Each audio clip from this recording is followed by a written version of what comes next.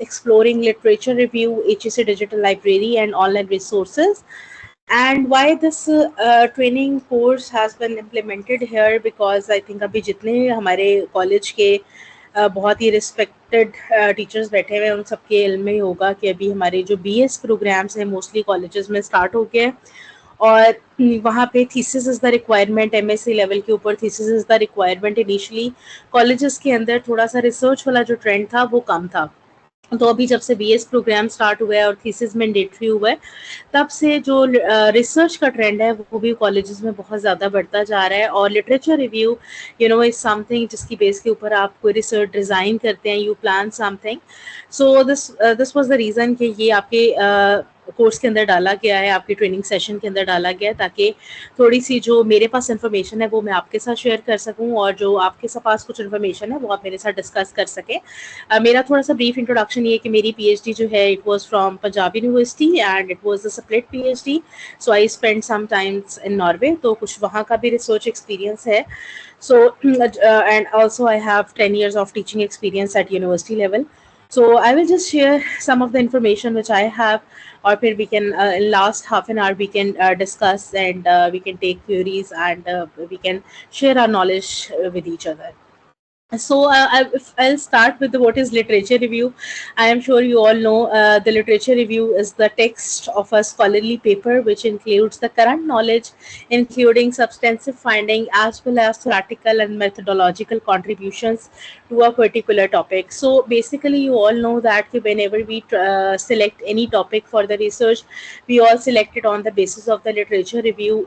अब हम लिटरेचर में देखते हैं, लिटरेचर इज बेसिकली कि जो आपने पीछे जितनी भी रिसर्च आपके रेलेवेंट टॉपिक के ऊपर हुई हुई है, that is called literature review.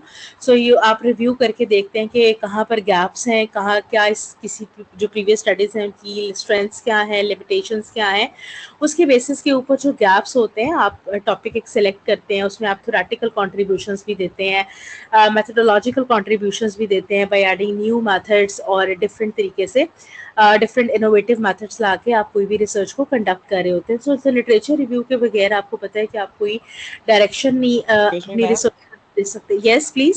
Sorry for interruption ma'am, आपकी स्लाइड्स जो है वो स्क्रीन पर विजिबल नहीं हो रही, जस्ट स्क्रीन शेयर हो रही है, स्लाइड्स नहीं है स्क्रीन पर। अच्छा एक सेकंड, मैं मुझे चेक जी करने जी दे, मैंने तो यहाँ से शेयर किया हुआ है। मैं 1 मिनट दोबारा कर, जी जी मैम, काइंडली देखिए। पहले आ रही थी। नहीं मैम, स्क्रीन विजिबल हुई है, मीटिंग आ रही है स्क्रीन पर ना आपकी, स्लाइड्स नहीं विजिबल हुई। हालांकि मैंने तो एंटायर स्क्रीन स्क्रीन किया हुआ है। अभी मुझे बताएं।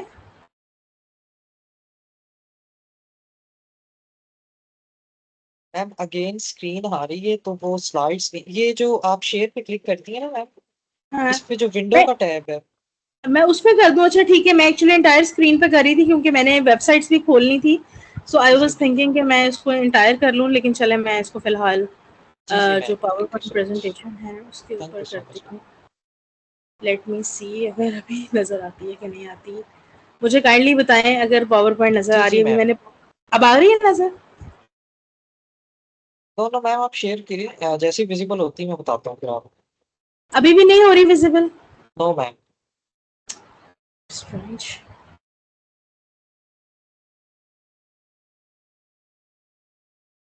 Screen window.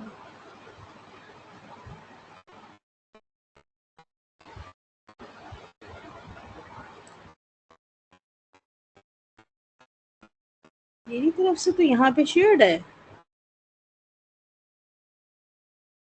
मैम आप अपने स्लाइड्स को मुझे सेंड कर दें, मैं अपनी तरफ से शेयर कर मैं देता हूँ। आपको भी सेंड कर देती हूँ, जी जी। Let me just give me 1 minute, मैं शेयर कर देती हूँ।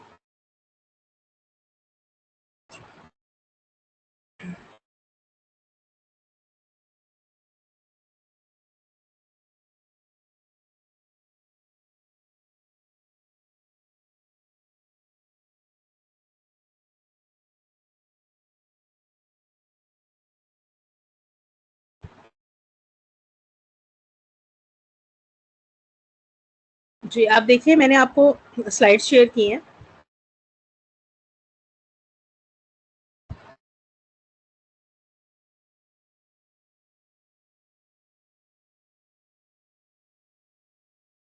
जी, मैंने स्लाइड्स शेयर की हैं।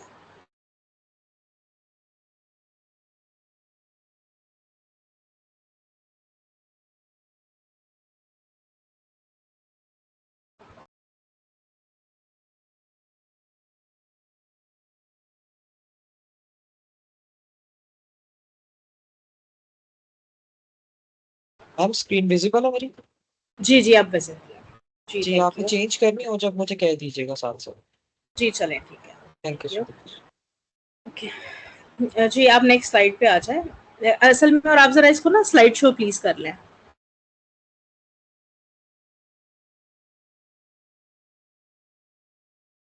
Okay, okay. So we were discussing about the importance of the literature review. That it is very, very important to build the topic and to make your hypothesized model on the basis of the literature review.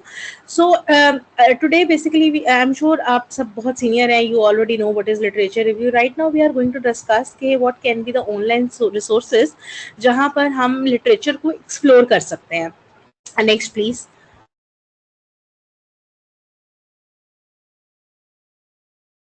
Okay, so the most important thing is कि familiarize yourself with the online databases. अच्छा पहले ये होता था कि कुछ अर्सा पहले जब मैंने भी 10 years back I was an MPhil तो उस वक्त एक ट्रेंड था कि आप लाइब्रेरी में बैठते थे और जर्नल्स की में से आर्टिकल्स में से रिसर्चेस निकालते थे बुक्स में से मटेरियल निकालते थे और आप लिटरेचर रिव्यू लिखते थे लेकिन अभी हमारे पास इतनी ज़्यादा ऑनलाइन रिसोर्सेज अवेलेबल हैं कि if we make right use of those available resources तो लिटरेचर रिव्यू इकट्ठा करना लेटेस्ट इकट्ठा करना हमारे लिए बहुत ईजी हो जाता है तो जब भी आप लिटरेचर रिव्यू लिखना प्लान करते हैं तो उसके लिए सबसे ज़्यादा इंपॉर्टेंट है कि आप अपने आप को फेमिलियराइज करें ऑनलाइन डेटा बेसिस के साथ अच्छा अब उसमें ऑनलाइन डेटा बेसिस ना हमारे पास डिफरेंट टाइप्स की होती हैं एक तो ऑनलाइन डेटाबेसेस है ना जो आप लाइब्रेरी रिसोर्सेज देखते हैं डिफरेंट आगे भी नाम आएंगे डिफरेंट डिजिटल डेटाबेसेस सारी आपकी जो है कुछ आपके पास डेटाबेसेस ऐसे होती हैं जो आपके पास घर में जिनकी एक्सेस होती है फॉर एग्जांपल गूगल स्कॉलर है फिर रिसर्च गेट है जहाँ पर आपको रिसर्चेज जो हैं बहुत इजीली अवेलेबल होती हैं अच्छा एट टाइम्स मेरा पर्सनल एक्सपीरियंस ये है कि जैसे आप लोग कॉलेजेस में बहुत सारे जो लोग हैं वो आई एम श्योर मोस्टली कॉलेजेस में शायद एक्सेस नहीं होगी जो डेटाबेसेस है बड़ी बड़ी साइंस डायरेक्ट है और डिफरेंट तो उसमें ये होता है कि मैंने खुद देखा है कि बाज़ दफ़ा साइंस डायरेक्ट पे कोई आर्टिकल जो कि लॉक्ड होता है अवेलेबल नहीं होता पेड होता है वो आपको रिसर्च गेट पे मिल जाता है या समटाइम इट हैपेंस दैट कि किसी एक्स वाई जी ने कोई रिसर्च की है और साइंस गेट पे उसकी रिसर्च अवेलेबल है but you are unable to access that because आपके कॉलेज की एक्सेस नहीं है तो रिसर्च गेट पे अगर आप उस ऑथर को रिक्वेस्ट करें तो वो आपको इजीली जो है वो आर्टिकल भेज देता है अच्छा I can I try to share my screen और मैं आपको वेब पे जाके ना थोड़ा सा रिसर्च गेट का ओवरव्यू देती हूँ आई डोंट नो आप में से कितने लोग उसको यूज़ करते हैं तो late me just give you overview may be जो कुछ लोग हैं वो उससे थोड़ा सा बेनिफिट ले सकें आई डोंट नो क्या मैं एक मिनट ज़रा लीव करके दोबारा ज्वाइन करूँ क्योंकि मुझे तो बार बार स्क्रीन दिखानी है अपनी I am just coming back again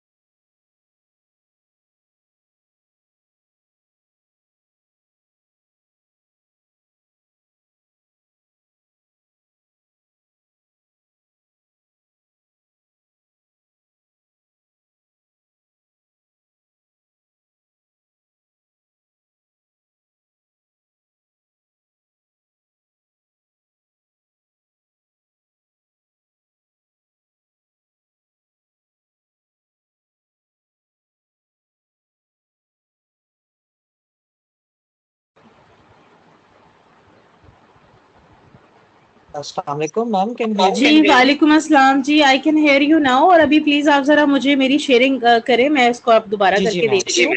I am जी sorry ma'am, for the. Now you are presented. ठीक है, थैंक यू। जी जी, आप कर लीजिए। अच्छा, ये अब 3 ऑप्शंस आ रही है मेरे पास, meeting now, Microsoft PowerPoint, entire screen, किस पे क्लिक करूँ? मैम आपने स्लाइड शेयर करनी है ना अभी पहले। अभी नहीं, मैंने स्लाइड नहीं शेयर करनी, अभी मैंने रिसर्च गेट की और एचईसी डिजिटल लाइब्रेरी की मैंने वेबसाइट्स दिखानी है। तो जी अभी मैम। मैं एंटायर स्क्रीन पे करूँ फिर? नहीं नहीं मैम, आप दोबारा ऑप्शंस काइंडली रिपीट कीजिएगा। एंटायर स्क्रीन, एक सेकंड, ये वाली पहले आ रही थी ना ऑप्शन। अभी आप मुझे बताएं, मेरी स्क्रीन नजर आ रही है आपको? जी मुझे स्क्रीन नजर आ रही है, ठीक है मैम, आप YouTube next tab channel open नजर करें। आ रही जी है? जी मैम। ये जी जी मैम, बिल्कुल। Okay. Okay, thank you very much. I am sorry for the trouble, I think there was some connectivity issue. अच्छा, this is the ResearchGate app. इसको आप खोलेंगे, अभी ऐप में भी सूरत में अवेलेबल है और वेबसाइट पे भी अवेलेबल है। आप इसके अपना ऊपर अपना अकाउंट बना लें, और इसके ऊपर अकाउंट जब आप बना लेंगे तो उसमें ये होगा कि you can easily search any article.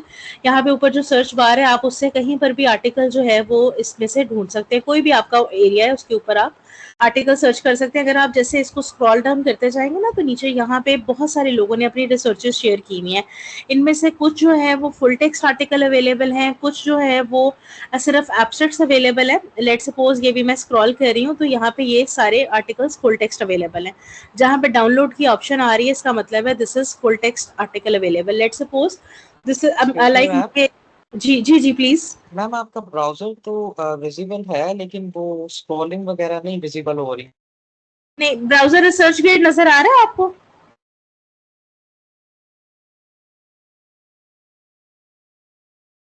Screen move नहीं कर रही?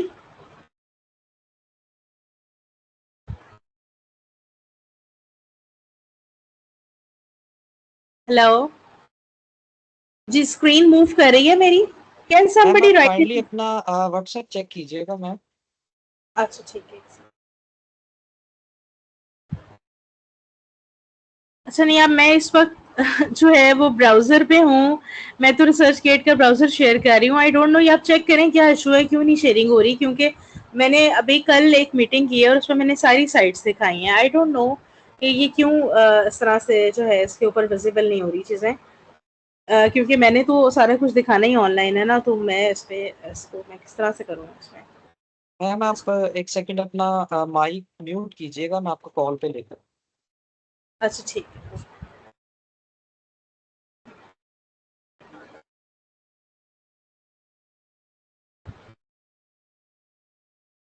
अस्सलाम वालेकुम।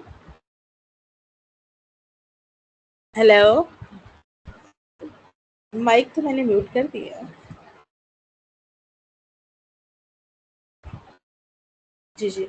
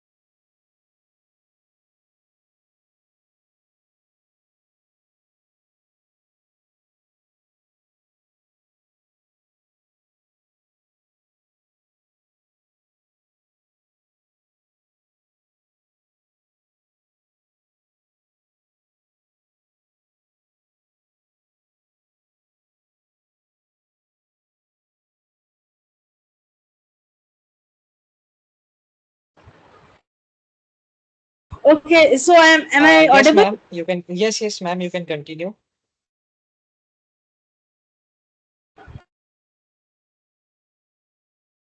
Am I audible? Yes, ma'am.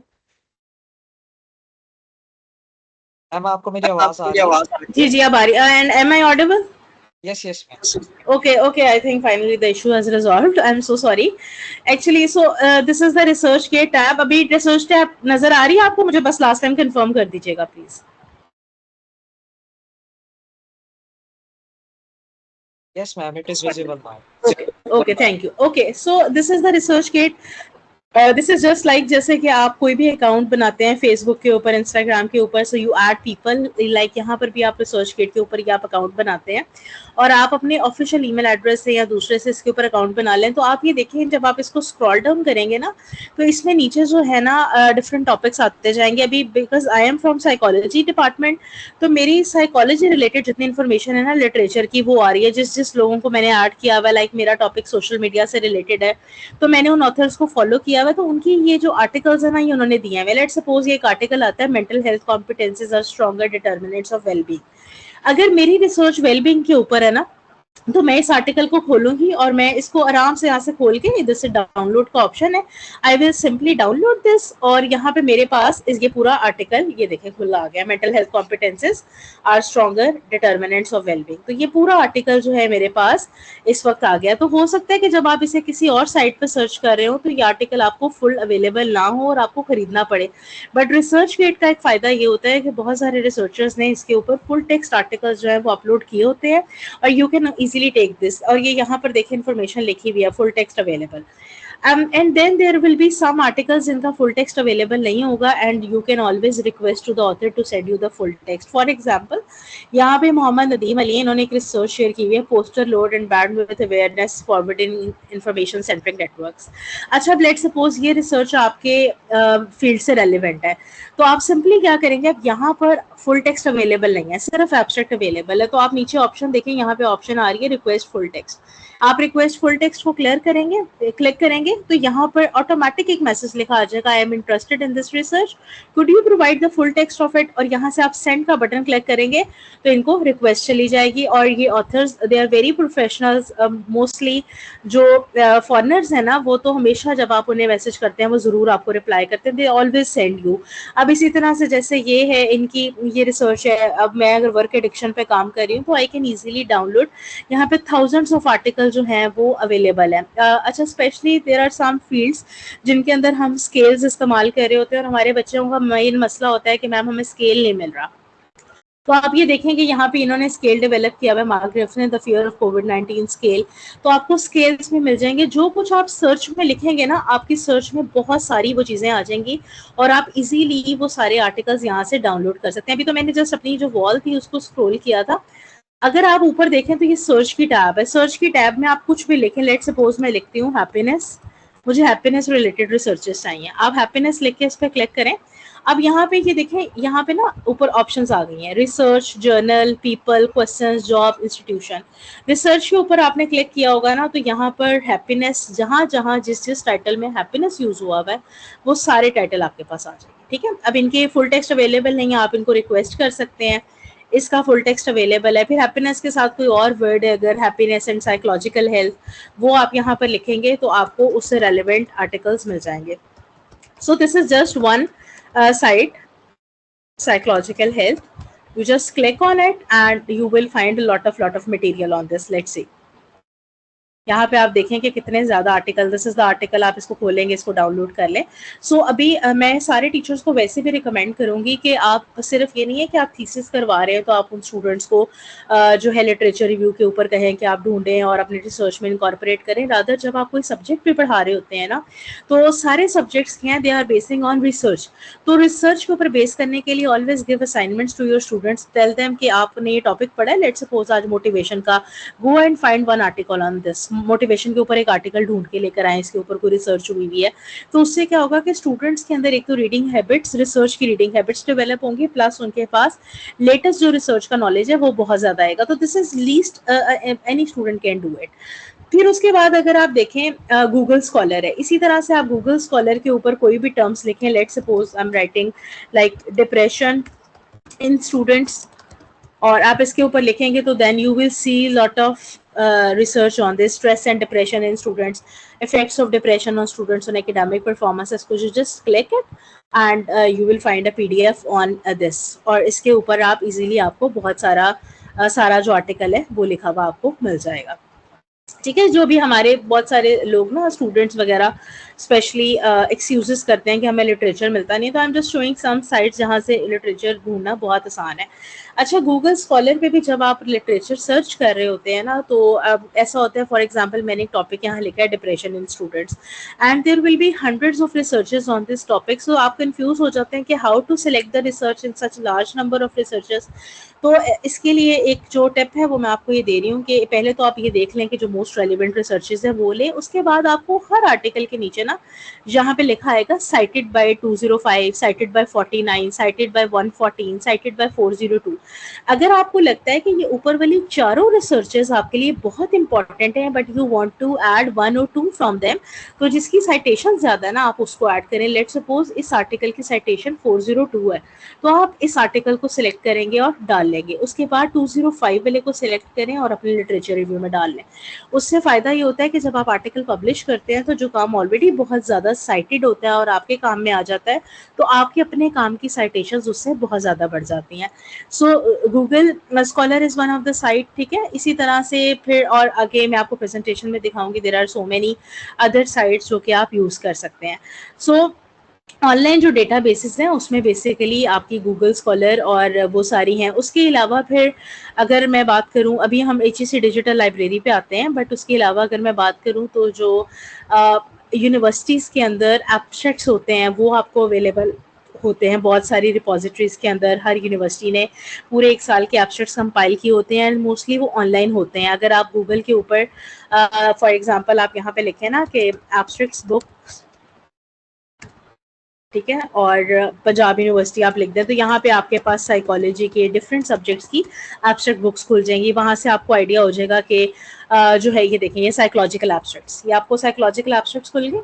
अब यहाँ पे आप देखेंगे तो ईयर वाइज ना साइकोलॉजिकल एब्स्ट्रैक्ट्स दिए हैं, जिससे आपको जब हम कहते हैं ना हमें इंडिजिनस रिसर्चेस नहीं मिल रही, पाकिस्तान की रिसर्चेस नहीं मिल रही, तो जब आप ये खोलेंगे ना एब्स्ट्रैक्ट बुक्स, तो यहाँ पर आपको टॉपिक से आइडिया हो जाएगा कि किस तरह की रिसर्चेस हुई हुई हैं। And if you can not find the full text here because यहाँ पे सिर्फ एब्स्ट्रैक्ट्स लिखे हुए हैं, तो you can always go to that institution, और आपकी अगर कोई रिसर्च बड़ी पर्टिकुलर है और आपको लगता है कि वो आपके लिटरेचर रिव्यू में उसकी बड़ी इंपॉर्टेंस है, तो या वो आप ले सकते हैं। ये देखें यहाँ पर इस तरह से ना आपको सारे एब्स्ट्रैक्ट्स मिल जाएंगे, टाइटल लिखा हुआ है, नीचे आप सुपरवाइजर नेम है, स्टूडेंट नेम है और उसने क्या रिसर्च की हुई है, सारे एब्स्ट्रैक्ट्स जो हैं वो आपको मिल जाएंगे। इसी तरह से जैसे कायद-ए-आज़म यूनिवर्सिटी है, वो बहुत ज़्यादा एब्स्ट्रैक्ट्स जो है वो उनकी बुक्स पब्लिश होती हैं, पंजाब यूनिवर्सिटी की होती हैं, GC की होती हैं, बहुत सारी यूनिवर्सिटीज़ की होती हैं, not only in Pakistan, rather बहुत सारी और यूनिवर्सिटीज़ हैं जहाँ पे जो बुक्स हैं वो एब्स्ट्रैक्ट बुक्स जो हैं वो पब्लिश होती हैं।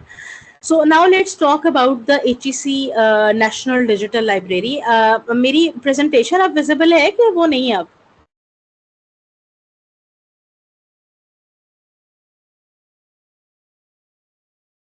मुझे आप बता सकते हैं प्लीज? मेरी है प्रेजेंट, ठीक है। अच्छा, अब आप HEC नेशनल डिजिटल लाइब्रेरी क्या है? इट इज़ बेसिकली HEC ने एक प्रोग्राम जो है वो इंट्रोड्यूस कराया, जिसके अंदर वो रिसर्चर्स को जो पब्लिक एंड प्राइवेट यूनिवर्सिटीज़ के रिसर्चर्स हैं और उसके साथ जो एफिलिएटेड कॉलेजेस हैं उनको एक्सेस देता है सारे इंटरनेशनल लिटरेचर की ऑनलाइन। और ये ज़्यादा कोविड के अंदर इसमें बहुत ज़्यादा इसका ट्रेंड हो गया था कि सारा ऑनलाइन जो लिटरेचर था इसकी विजिबिलिटी सारे रिसर्चर्स को थी, इंस्टीट्यूशंस को थी, तो उसमें पीयर रिव्यूड जर्नल्स भी अवेलेबल हैं, डेटा बेसिस भी अवेलेबल हैं, ई बुक्स भी बहुत सारी अवेलेबल हैं उसके अंदर।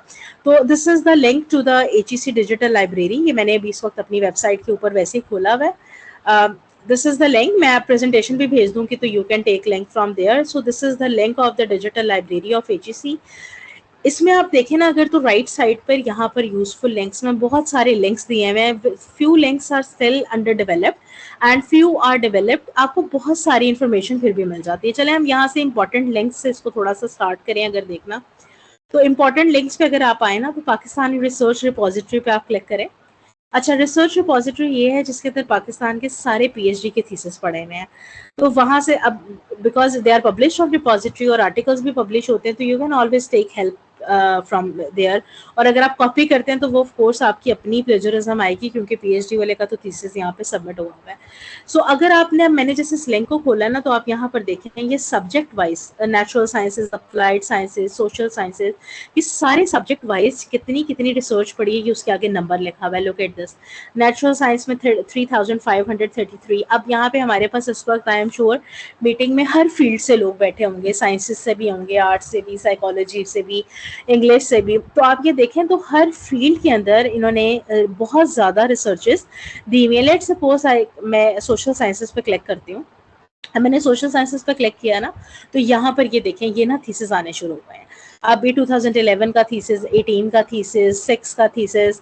तो आप इसको सिंपली ये खोलें, और जब आप ये खोलेंगे इसके अंदर, तो इसके अंदर इस सारे थीसिस का एब्स्ट्रैक्ट लिखा हुआ है, और उसके बाद फिर ये थीसिस, फुल थीसिस दिया हुआ है पीएचडी का। ये आप यहाँ पे पीडीएफ पे देखेंगे, तो पीडीएफ पे आप क्लिक करेंगे तो उस पीएचडी का पूरा जो थीसिस है वो खुल जाएगा। So see how helpful it is कि पूरा एचईसी की वेबसाइट के ऊपर आपके पास इतना ज़्यादा डेटा पड़ा हुआ है, और आप लर्निंग पर्पस के लिए, स्पेशली कॉलेज लेवल पे जहाँ पे हमारे बच्चों के पास इतनी फैसिलिटीज़ नहीं है, but everybody has smartphone these days, तो ये सिंपल एक स्मार्टफोन पे जाके एचईसी की वेबसाइट पे आप रिपोजिटरी खोलें, और वहाँ पे आपको सारे पीएचडी के थीसिस मिलेंगे, पैटर्न्स, किस तरह से किसी ने थीसिस किया हुआ है। मैंने ये जस्ट एक थीसिस खोला है, ठीक है, ये बहुत बिल्कुल पूरे पूरे कॉम्प्रिहेंसिव थीसिस इसके ऊपर एचईसी की वेबसाइट पे अवेलेबल है।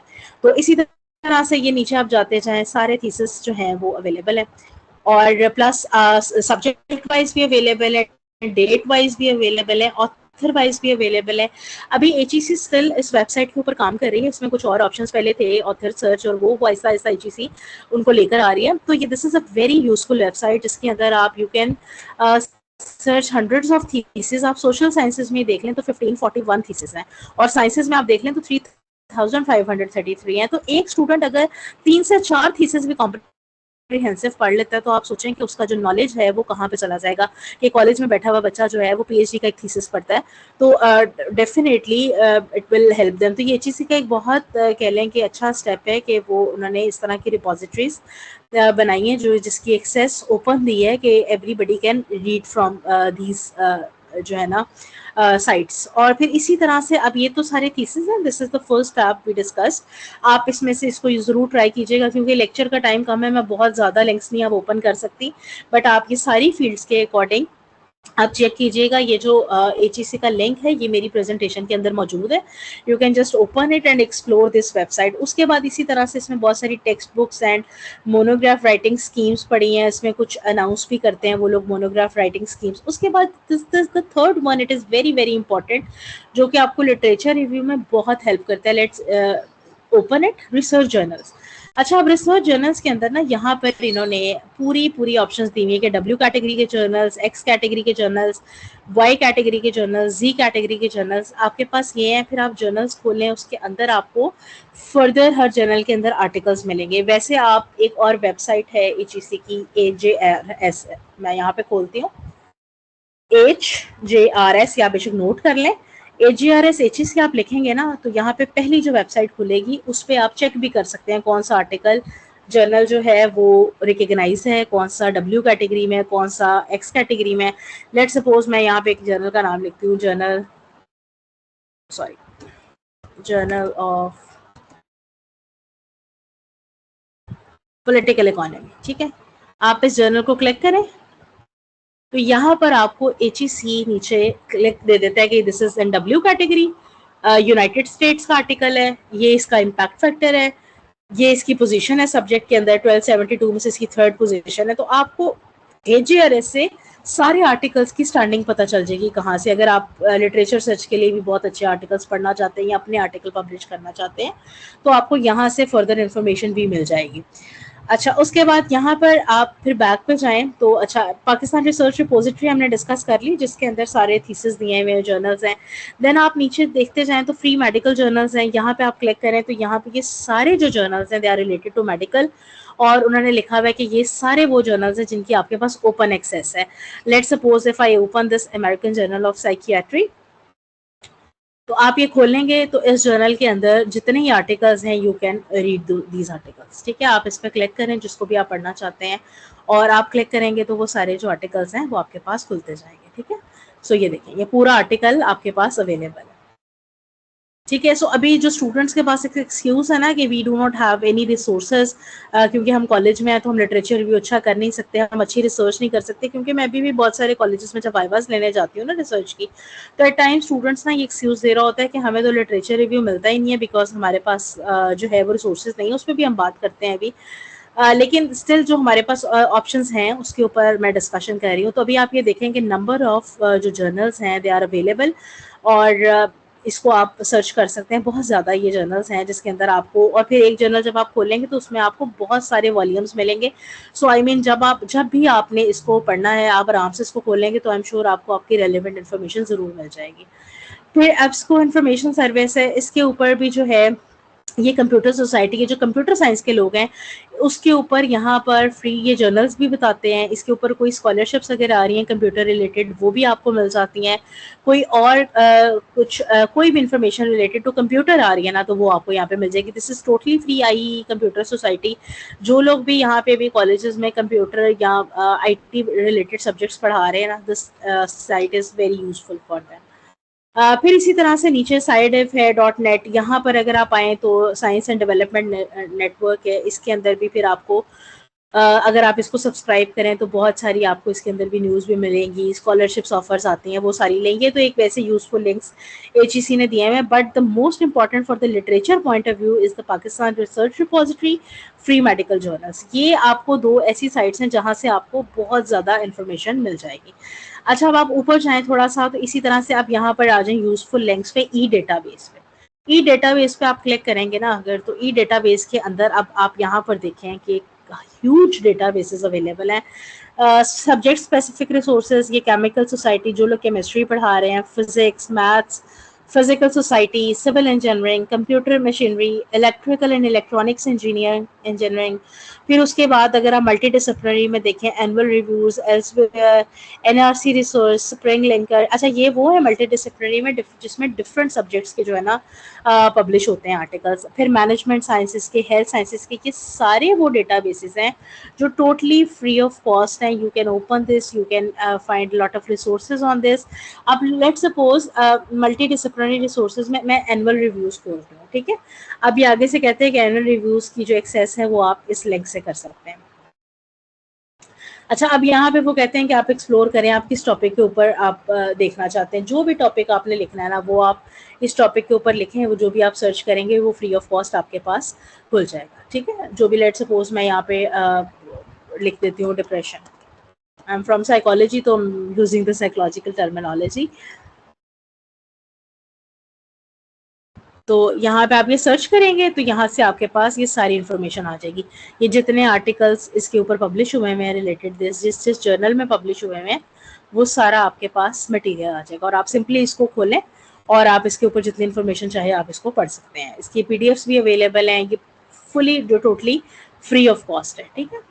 तो इसी तरह से आप पीछे जाएं, एनुअल रिव्यूज हो गया, इसी तरह से एल्सवेयर है, जे स्टोर है, ये सारी जो चीज़ें हैं HEC डिजिटल लाइब्रेरी की they are free of cost available. उसके बाद फिर यहाँ पे अगर आप देखें तो प्रोक्वेस्ट डिसर्टेशन एंड थीसिस, ये लिंक आप खोलेंगे तो आपको बहुत सारे यहाँ पे इस लिंक के थ्रू बहुत सारे आपको थीसिस मिल जाएंगे। अगेन जैसे पहले मैंने आपको रिसर्च रिपोजिटरी का दिखाया वो आपको मिल जाएंगे। अच्छा, ये मैंने खोला ना तो वो कहता है कि आप अपने इंस्टीट्यूशन को शेयर करें।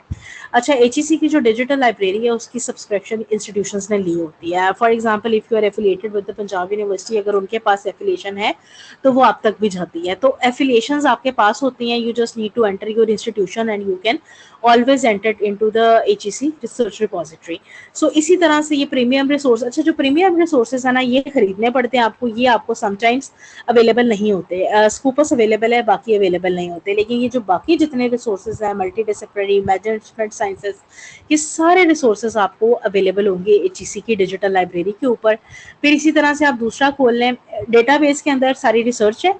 ई बुक्स खोल लेंगे तो आपको बहुत सारी ऐसी बुक्स मिल जाएंगी जो कि फ्री ऑफ कॉस्ट आपको इलेक्ट्रॉनिक बुक्स यहाँ से मिल जाएंगी, ठीक है। आप ये लिंक्स पर क्लिक करेंगे तो आपको ये मिल जाएंगी सारी। उसके बाद अच्छा एलिजिबिलिटी क्राइटेरिया क्या है, अगर आप देखें इसके अंदर तो यू आर एलिजिबल टोटली, मैंने इसको अपनी प्रेजेंटेशन में भी डाला है एलिजिबिलिटी क्राइटेरिया को। अच्छा, ये एलिजिबिलिटी क्राइटेरिया इसका क्या है कि public and private sector degree awarding institutions, universities, department and libraries on the HEC list of recognized universities. Non-profit research institutions, primary activity should be education and research.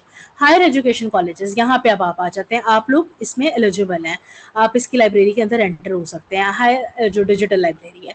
फिर teaching hospitals हैं, फिर उसके अलावा NGOs हैं, ये सब लोग eligible हैं।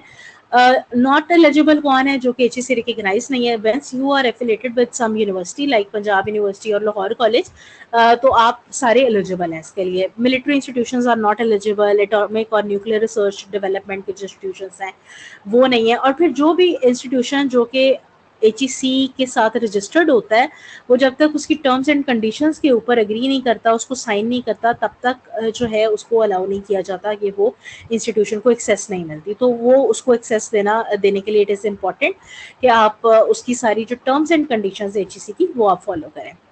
सो you are eligible to use the digital HEC library.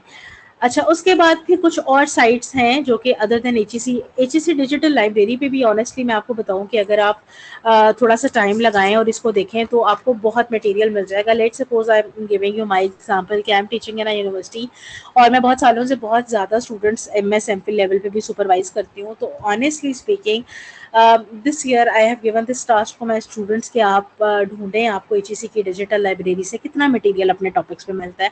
And they believe me, they got lot of material on from digital library, जो और बड़े कम टाइम के अंदर। सो अगर आप थोड़ी सी एफर्ट करें तो जो HEC की डिजिटल लाइब्रेरी है उससे ही आपको बहुत ज़्यादा लिटरेचर मिल जाता है, रिसर्च गेट से बहुत मिल जाता है, गूगल स्कॉलर से बहुत ज़्यादा मिल जाता है। Then there are some other sites like ebrary जो है it is basically use for the e books. और ये ई-ब्रेरी जो है इसकी अगर आपके पास HEC की डिजिटल लाइब्रेरी की एक्सेस है तो ई-ब्रेरी की भी आपके पास एक्सेस अवेलेबल होती है। फिर मैग्रा हेल्थ कलेक्शंस हैं, यहाँ पर भी जो है ये सारी बुक्स के लिए ऑनलाइन साइट है, ये आप खोलेंगे तो आपको फ्री बुक्स मिल जाएंगी यहाँ से। देन उसके बाद एल्सवेयर है, if you are you have access with the HEC digital library, तो science direct is the biggest site जहाँ पे thousands of journals और thousands of books पढ़ी हुई हैं जो कि आपको फ्री ऑफ कॉस्ट ऑनलाइन मिल जाएंगी। ठीक है, you just open these sites और इसमें देखें। और इसमें कुछ ऐसी भी होती हैं कि कुछ पेड नहीं है लेकिन बहुत सारी अनपेड भी होती हैं। बस you just have to spend some time on this or you will find a lot of free material on these sites for your literature review. Then elsewhere again is part of the elsewhere science direct जो है और इसमें बहुत huge जो collection है वो आपकी available है। देन एमरल्ड जो पब्लिशर्स हैं उनकी भी अगर आपने सब्सक्रिप्शन ली हुई है so you can have lot of articles on that. और जो यूनिवर्सिटीज़ ने फॉर एग्जांपल HEC की डिजिटल एक्सेस ली हुई है, अगर उन्होंने ये भी ली हुई है तो आपको इसके ऊपर भी अलाउ होता है। लेकिन हमारे पाकिस्तान की यूनिवर्सिटीज़ बहुत सारी के अंदर ये एमरल्ड वगैरह की एक्सेस नहीं है अभी, except I think Punjab university के अलावा। सो ये कुछ ऑनलाइन साइट्स हैं जिनसे आप लिटरेचर को एक्सप्लोर कर सकते हैं। मैंने अभी जो मैंने कुछ एंड पे भी साइट्स दिखाई हैं ना, इनमें से हो सकता है कुछ की सब्सक्रिप्शन आपके पास अवेलेबल ना हो, जैसे एमरल्ड है या कुछ इस तरह से। तो मैं दिखाने का पर्पज सिर्फ ये था कि हमारे पास अगर ये नहीं है तो और बहुत सारी ऐसी साइट्स हैं जहाँ से हम लिटरेचर रिव्यू को एक्सप्लोर कर सकते हैं, हम बहुत सारा मटेरियल निकाल सकते हैं, बहुत सारी इंफॉर्मेशन ले सकते हैं। अगर मैं आपको ऑनेस्टली बताऊं, अगर आपका एक BS का स्टूडेंट है ना कॉलेज के अंदर और वो सिर्फ रिसर्च गेट को, गूगल स्कॉलर को और HEC की डिजिटल लाइब्रेरी को एक्सप्लोर कर लेता है, कुछ पाकिस्तानी एब्स्ट्रैक्ट्स देख लेता है, तो उसके लिए लिटरेचर रिव्यू सफिशिएंट होगा। वो ये नहीं कह सकता कि आई हैव नो रिसोर्सेज, मैं किस तरह से लिटरेचर रिव्यू लिखूं। स्मार्टफोन हर बच्चे के पास है आजकल, सिंपली स्मार्टफोन पे उसने एक्सेस जाके देनी। और कुछ ऐसी HEC डिजिटल लाइब्रेरी के अंदर भी चीज़ें हैं जो अगर सब्सक्रिप्शन नहीं भी ली हुई किसी यूनिवर्सिटी ने, that are free of cost. For example HEC की जो रिपोजिटरी है, रिसर्च रिपोजिटरी, वो फ्री ऑफ कॉस्ट है, उसके लिए कोई सब्सक्रिप्शन रिक्वायर्ड नहीं है किसी इंस्टीट्यूशन की, उसको कोई भी बंदा कहीं पर भी बैठ के एक्सेस कर सकता है। और इसी तरह आउट ऑफ कंट्रीज, बहुत सारी बाहर की जो कंट्रीज हैं उनकी रिपोजिटरीज फ्री हैं, आप उसमें से हमेशा निकाल सकते हैं। तो ये कुछ रिसोर्सेज हैं जिसके थ्रू आप लिटरेचर रिव्यू को निकाल सकते हैं. It is very easy actually कि आप एक गूगल पे लिखें कि literature review on this topic and you just copy paste on the document और उसको रीफ्रेश कर लें. But if you really want to search the literature, क्योंकि आप लिटरेचर का पर्पस तो ये है ना कि you want to identify the gaps in your research and you want to make some topic on the basis of the gaps. तो जब तक आपके गैप्स आइडेंटिफाई आपने करने हैं, आपने क्रिटिकल एनालिसिस करना है, उसके लिए इट इज़ वेरी इंपॉर्टेंट कि आप थॉरो लिटरेचर रिव्यू पढ़ें. और थॉरो लिटरेचर रिव्यू का मतलब है कि you search it from the different sites, और उन साइट्स को जब आप सर्च करेंगे तो आपके पास बहुत डाइवर्स किस्म का लिटरेचर आएगा, और उस लिटरेचर को जब आप लिखेंगे तो actually it will make a good literature review, और उसमें से आप गैप्स भी निकालेंगे और आप उसमें से रिसर्च की प्रॉब्लम भी आइडेंटिफाई करेंगे. So these were the few online resources from where you can get the data. And पे मैं आप लोगों से डिस्कशन भी करती हूँ कि have you ever tried these sites, और what are the problems that you are still facing despite having so much free material. So there are some general guidelines जो कि जस्ट मैंने वैसे ही 3-4 स्लाइड्स में डाल दी थी कि जब आप ऑनलाइन डेटा भी ले रहे हैं तो how you need to be very selective when you are collecting data. So जब आप डेटा ले रहे हैं तो आप पहले तो ये कोशिश करें कि always pick the data that is most relevant to your subject, your topic. Don't attempt to cover everything written on your topic. अच्छा, अब हमारा जब हम लिटरेचर रिव्यू लिख रहे होते हैं ना, इंक्लूडिंग माई सेल्फ, हमारा एक साइकोलॉजिकल इशू ये होता है कि हम चाहते हैं कि हम अपने टॉपिक पे सब कुछ लिखें because we want to do the perfect work, which is not possible. जब आप सारा कुछ कवर करने की कोशिश करते हैं ना अपने टॉपिक पे, तो आप एक्चुअल जो चीज़ होती है उसको आप इग्नोर कर जाते हैं. सो पहले तो आपने सेलेक्ट करना है कि स्पेसिफिक टॉपिक जो है आपका, आपकी स्टडीज उससे रेलिवेंट हो. For example, if you want to measure the depression in teenagers, then you don't need to add the literature of depression in old age people, depression in women. You just have to focus on depression of teenagers. So you will use the studies in your literature review as evidence that your research question is an important one. और फिर आपका literature review ऐसा होना चाहिए कि जो आपने gap निकाला ना रिसर्च के अंदर कि you want to identify this gap और आपने इसके ऊपर काम करना है, वो गैप आपका ऐसा होना चाहिए कि आपका जो लिटरेचर रिव्यू है वो आइडेंटिफाई करे कि ये बिल्कुल इस गैप को एड्रेस कर रहा है. देन फिर आप अपना लिटरेचर रिव्यू को क्रोनोलॉजिकली थोड़ा सा ऑर्गेनाइज करें. इसका फ़ायदा ये होता है कि आपको over with the passage of time जो लिटरेचर रिव्यू में एक ट्रेंड होता है वो आपको सब पता चल जाता है कि क्या है. फिर आपको समझ आ जाती है कि you need to add more literature और नॉट. फॉर एग्जांपल, आपको पूरा एक फ्लो नज़र आ गया 2010 से लेके 2024 तक आपको सारी रिसर्चेज मिल गई हैं. अगर आपने ऑर्गेनाइज किया होगा तो आप आइडेंटिफाई कर पाएंगे कि आपको कुछ मजीद रिसर्चेज चाहिए इसके ऊपर कि नहीं चाहिए. Then it is very important to find some prominent authors on your area. For example, मैं भी जैसे आपसे रिसर्च गेट पे बात करी थी ना, तो अच्छा, अब कुछ ऐसा होता है कि कुछ आपके टॉपिक्स ऐसे होते हैं जिसके ऊपर ना प्रोमिनेंट ऑथर्स होते हैं. Excuse me ma'am, yes, ma'am आप किस पेज पे हैं? मैं अपनी प्रेजेंटेशन पे थी, अभी मैं जा रही हूँ वेबसाइट पे. वेब डिस्प्ले हुई है मैम, प्रेजेंटेशन जो है वो नहीं थी विजिबल आपकी. अभी अभी मुझे बताएं, ये डिस्प्ले है रिसर्च गेट? जी जी, रिसर्च के डिस्प्ले है इसका. बस वो प्रेजेंटेशन से तो मैं जस्ट सिर्फ साइट्स बता रही थी. I will share the presentation with them. जी जी मैम, ठीक है. अच्छा, अभी जैसे रिसर्च गेट पे मैं आपको आके ये बता रही हूँ कि कुछ आपके ना रिसर्च के अंदर प्रोमिनेंट फिगर्स होते हैं जो कि आपकी रिसर्च, फॉर एग्जांपल अगर मैं काम कर रही हूँ ना एडिक्शंस के ऊपर, एडिक्शंस फर्स्ट करें मेरा एरिया, तो एडिक्शंस में there are some prominent authors जिन्होंने बहुत काम किया होगा. एक अच्छे लिटरेचर रिव्यू की निशानी होती है कि आपकी रिसर्च में जो प्रोमिनेंट ऑथर्स है ना, आपने उनको जरूर मेंशन किया हो. फॉर एग्जांपल, यहाँ पे मैं एक रिसर्चर का नाम लिख रही हूँ, Mark D Griffiths. He is from Nottingham university और इसका बहुत ज्यादा काम है गैम्बलिंग डिसऑर्डर के ऊपर, गैम्बलिंग के ऊपर, एडिक्शन पे.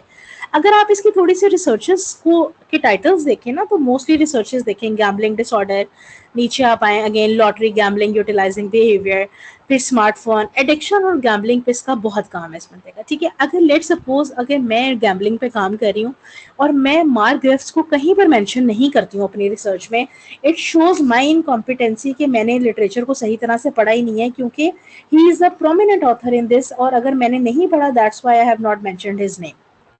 सो दिस इज वेरी इंपॉर्टेंट कि आप प्रोमिनेंट जो ऑथर्स हैं उनको जरूर ऐड करें. Then so you cannot see my slides. Okay. Then उसके बाद जब आप लिटरेचर सर्च कर रहे होते हैं तो इट इज़ क्वाइट पॉसिबल कि आपको जो रिसर्च आप एंटर कर रहे हैं, लोग अक्सर बड़ा कॉमनली कहते हैं कि हमने लिटरेचर सर्च कर रहे थे लेकिन हमें ना मिल नहीं रहा। तो just try with the different terms. आपने फॉर एग्जांपल अगर एडिक्शन लिखा है तो मे बी आप एडिक्शन को स्पेसिफाई करके देख लें। आप गेमिंग लिख रहे हैं, उसके गैम्बलिंग लिख रहे हैं, उसके साथ गेमिंग लिख लें, लॉटरी लिख के देख लें। तो कुछ डिफरेंट टर्म्स जब आप यूज़ करेंगे ना तो उसमें आपके लिए थोड़ा सा ईजी हो जाता है, लिटरेचर सर्च आपकी ईजी हो जाती है। और फिर उसमें कुछ अब अभी you can see my slides or not? No ma'am, it is a search page. अच्छा ठीक है, वो इसलिए क्योंकि मैंने मेरा ख्याल वेबसाइट की हुई थी। Okay, just let me C.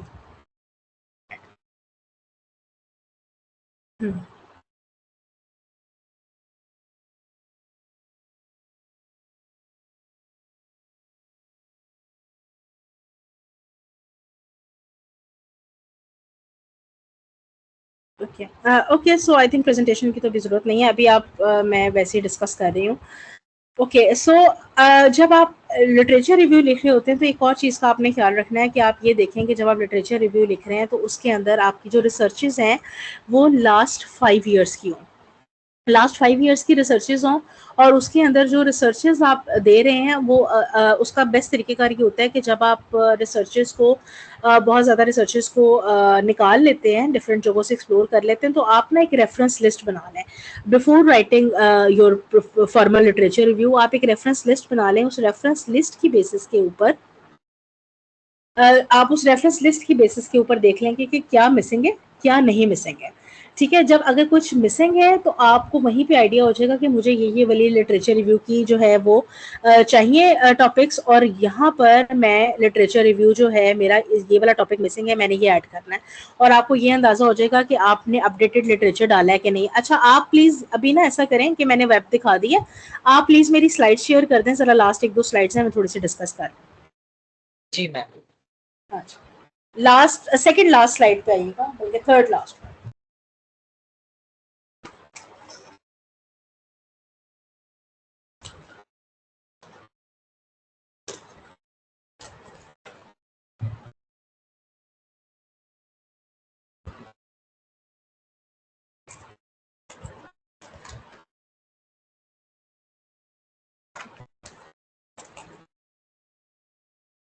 Yes ma'am, it is visible. Yes, visible. Next पे आइएगा please. Next, yes. No next पे, ये जी ये वाला। अच्छा, सो आई वाज डिस्कसिंग कि आप अपनी रेफरेंस लिस्ट बना लें और रेफरेंस लिस्ट के अंदर देख लें कि आपकी reference list up to date है कि नहीं है। टेक्निकली लास्ट 5 ईयर्स का आपका लिटरेचर रिव्यू होना चाहिए, जो टेक्निकली सजेस्ट किया जाता है बाय द ऑथर्स के लास्ट 5 ईयर्स का होना चाहिए। उससे लेटेस्ट रिसर्च कंसिडर की जाती है। But if there are any landmark researches होती हैं। फॉर एग्जांपल आपका जिन लोगों ने साइकोलॉजी पढ़ी हुई है, जैसे अटैचमेंट की थ्योरी है, कुछ जिसने नहीं भी पढ़ी उसको शायद पता होगा, मैस्लो की जैसे मोटिवेशन थ्योरी है, तो वो लैंडमार्क रिसर्चेस हैं जहाँ से मोटिवेशन का कॉन्सेप्ट स्टार्ट हुआ था। तो अगर आप मैस्लो की रिलेटेड कोई रिसर्च रिपोर्ट कर रहे हो then you should have a rational of using that, कि वो एक लैंडमार्क रिसर्च थी, that's why you are using that research. Otherwise last 5 years का आपने जो लिटरेचर रिव्यू वो लिखना होता है, और लास्ट 5 ईयर्स में से भी अगर आपके पास बहुत ज़्यादा लिटरेचर रिव्यू आपको मिल गया then you need to be very selective. आपने गूगल सर्च में से जिनकी साइटेशन ज़्यादा है वो लिखना है, जो मोस्ट रेलिवेंट है वो आपने लिखना है। तो these are the few tips जो कि मैंने आपसे डिस्कस की, कि जो आप जब लिटरेचर एक्सप्लोर कर लेंगे तो उस वक्त आप ये टिप्स यूज़ करके अपने लिटरेचर रिव्यू को ऑर्गेनाइज करेंगे। And it is also a good idea कि आप रेफरेंस लिस्ट बनाने के साथ जो है एक टेबल बना लें जिसके अंदर आप ऑथर नेम लिख लें, ईयर लिख लें, टाइटल लिख लें, रिसर्च का फाइंडिंग्स लिख लें, तो आपको एक ओवरव्यू मिल जाता है कि ये सारी रिसर्च मैंने इकट्ठी की हुई है और now I can write a literature review chapter. अच्छा, जब हम कॉलेजेस में स्टूडेंट्स को थीसिस करवा रहे होते हैं ना, तो एक ग्रुप रिसर्च का भी सब्जेक्ट शायद होता है और थीसिस का भी होता है। तो लिटरेचर रिव्यू हमारे स्टूडेंट्स क्या करते हैं, सिर्फ not only in college, universities में भी इसी तरह से होता है कि हमारे बच्चे करते हैं कि पूरी रिसर्च जब कर लेते हैं ना, तो उसके बाद एंड पे आके कहते हैं कि अब हम लिटरेचर रिव्यू करने लगे हैं। तो हमेशा ना आप एक जो ट्रेडिशन है वो ये बनाएं कि literature review should be the first step जो कि हर स्टूडेंट पहले करे, और उसके बाद वो अपना टॉपिक डिसाइड करे और फिर अपनी रिसर्च को जो है ना वो एग्जीक्यूट करे। हम लोग जनरली इंक्लूडिंग माई सेल्फ, हम स्टूडेंट्स को भी बड़ा कम टाइम देते हैं और हम बस 1-2 दिन में कहते हैं बस बेटा टॉपिक ले आओ जल्दी से।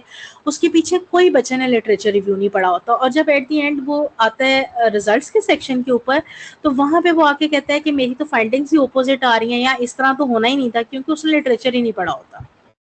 अगर आप बाहर कंट्रीज में देखें, जिन लोगों का एक्सपोजर है बाहर का, बाहर स्टूडेंट को ना सबसे पहले जब भी वो रिसर्च करना चाहता है उसको पहले लाइब्रेरी में रिसर्च पढ़ने के लिए भेज दिया जाता है।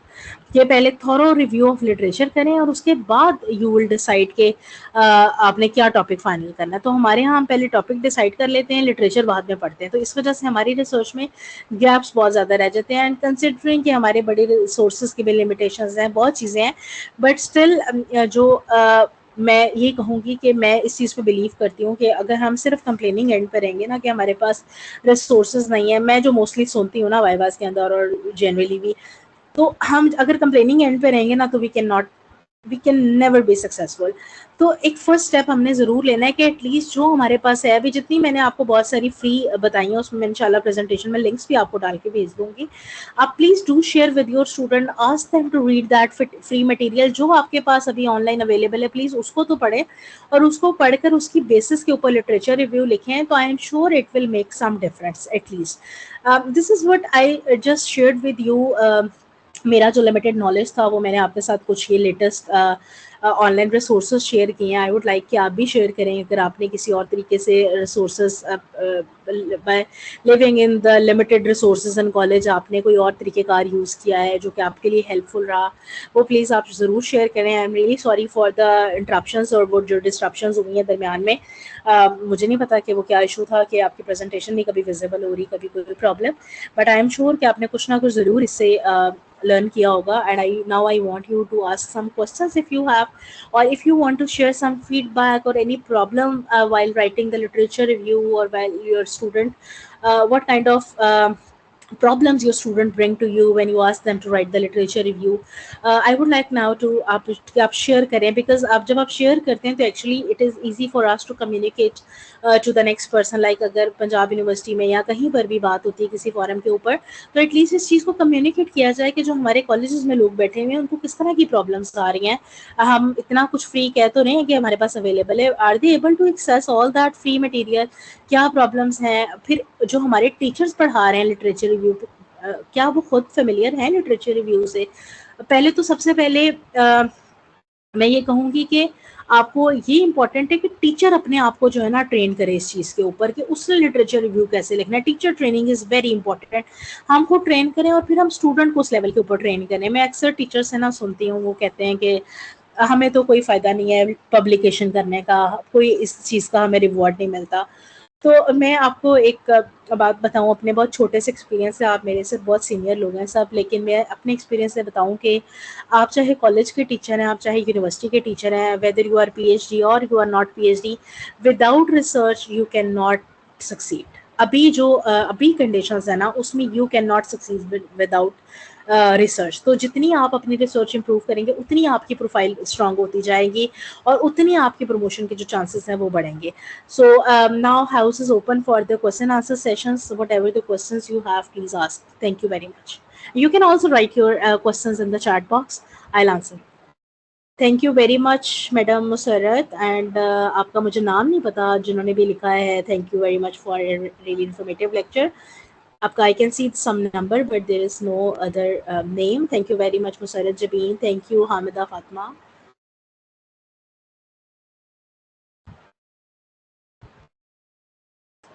आई कैन सी सम हैंड्स। जी कोई जिन्होंने हैंड रेज किए हैं काइंडली आप जरूर। जी वालेकुम अस्सलाम। जी मैं शाजिया से बात कर रही हूँ। मैं ये पूछना चाह रही हूँ कि in case of a group research जब जी। स्टूडेंट्स एक ही टॉपिक पर ग्रुप में रिसर्च कर रहे हैं तो उसमें जो ये लिटरेचर रिव्यू है, हर बच्चा जो है अपना एक उसकी कॉपी भी होगी ना, तो सब एक ही लिखेंगे या हर बच्चा अलग लिटरेचर रिव्यू देगा उसमें? अच्छा, it all depends on the teacher, लेकिन जो जनरल ट्रेंड है उसके अंदर पूरा ग्रुप एक ही लिटरेचर रिव्यू लिखता है। सम टाइम ऐसा होता है कि हम अपने स्टूडेंट्स को ट्रेन करने के लिए, जैसे हमारा एक कॉन्सेप्ट बना हुआ है कि बच्चे एक वो सोशल लर्निंग का फिनोमेना आ जाता है कि जब हम टास्क असाइन करते हैं 4 लोगों को तो उनमें से कोई एक ही कर रहा होता है। तो जस्ट टू इंश्योर कि सारे स्टूडेंट्स काम करें तो समटाइम्स हम उनको एलोकेट कर देते हैं कि आप सारे अलग-अलग लिटरेचर रिव्यू लिखें। बट अगर पूरा ग्रुप एक ही लिटरेचर रिव्यू, एक ही इंट्रोडक्शन पूरी सेम कॉपी बनाता है, it doesn't make any difference. It depends on the teacher कि वो अगर चाह रहा है कि वो टीचर अपनी एक हेडेक लेना चाहता है कि 50 स्टूडेंट्स के लिए वो सेपरेट लिटरेचर, सेपरेट इंट्रोडक्शन करवाए, फिर उसको चेकिंग भी करे, तो वो अच्छी बात होगी, प्रैक्टिस तो हो जाएगी, बट इट्स नॉट रिक्वायर्ड। और ये भी कि ये by the end of introduction होता है ना, इसको लिखना होता है? जी जी बिल्कुल, इंट्रोडक्शन के बाद आपने लिटरेचर रिव्यू लिखना होता है। लिटरेचर रिव्यू की बेसिस के ऊपर फिर आप हाइपोथेसाइज्ड मॉडल बनाते हैं रिसर्च का, और फिर उसके अलावा आप रैशनल बताते हैं कि why this research was important. Thank you very much, thank you so Shazia, much. Kadri, thank you. Sadaf, Shameen, Shahina, Imran. Thank you very much. Acha, anybody would like to share some problems which you are facing for finding literature review, और किस तरह के मसले आपको आते हैं?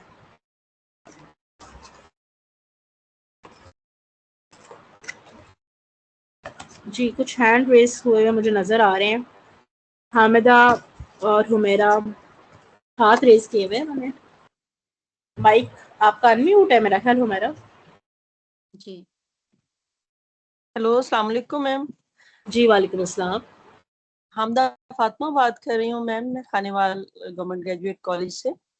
मैंने आपसे रिसर्च के हवाले से, लिटरेचर के हवाले से बात करनी थी कि हमारी एकेडमिक आपने सारी बताई हैं, HEC, रेपॉजिटरी और तमाम। तो मैम एक वेबसाइट मेरी नज़र से गुजरी है जो archive.org के नाम से है, और उसमें बहुत लिटरेचर है, बहुत सारा कुछ तो है, यस, किताबें वेरी हैं, गुड। किताबों। Archives, yes. आर्काइव्स बेसिकली ना, आर्काइव्स हर यूनिवर्सिटी ने अपने आर्काइव्स दिए होते हैं जिसके अंदर उन्होंने बहुत सारा मटेरियल रिसर्च का अपना रखा होता है। तो अब you can definitely you can search archives of, let suppose अगर मेरा साइकोलॉजी सब्जेक्ट है तो आर्काइव्स ऑफ साइकोलॉजी अगर मैं सिलेक्ट करूंगी तो there will be an number of website जो कि मुझे आर्काइव्स प्रोवाइड। जी बिल्कुल बिल्कुल। तो मैम ये नाम ही archive.org है, ऑर्गेनाइजेशन, आई थिंक इसको मतलब होगा। तो वो बहुत जबरदस्त, उसमें बहुत मटेरियल है। तो वो मटेरियल जो है, आई थिंक जो हमारी प्राइमरी सोर्सेज हैं वहाँ तक के लिए भी बहुत सारा कुछ है। इस्लामियात जैसे हमारा एक सब्जेक्ट है जिसमें रिसर्च करवाई जाती है, और इसी तरह के दूसरे हमारी इंग्लिश का बहुत ज़्यादा वहाँ पर काम पड़ा हुआ है। तो मैं आपसे ये पूछना चाह रही थी कि ऐसी जो वेबसाइट्स हैं वो बच्चों तक उनको रसाई मतलब उनको दे सकती हैं, उनको बता सकती हैं कि उनसे भी कंसल्ट करना। Thank you.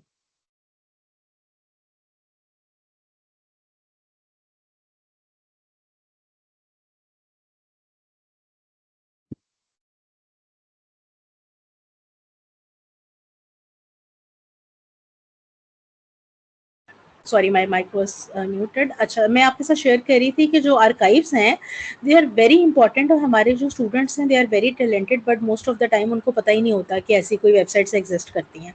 तो आप बिल्कुल उनके साथ शेयर करें, ये जितने लिंक्स हैं फ्री ऑफ कॉस्ट हैं, और आप बिलीव करें students will show you their talent. उनके पास बहुत टैलेंट है लेकिन उन्हें पता ही नहीं है कि उन्होंने किस तरह से लिटरेचर रिव्यू इकट्ठा करना है। एक बच्चा पूरी रिसर्च कर लेता है, डेटा कलेक्शन कर लेता है, सब कुछ, जब वो लिटरेचर रिव्यू लिखने बैठता है तो उसका पहला आगे से आंसर ये होता है कि मुझे पता ही नहीं है कि रिसर्चेस लेनी कहाँ से है।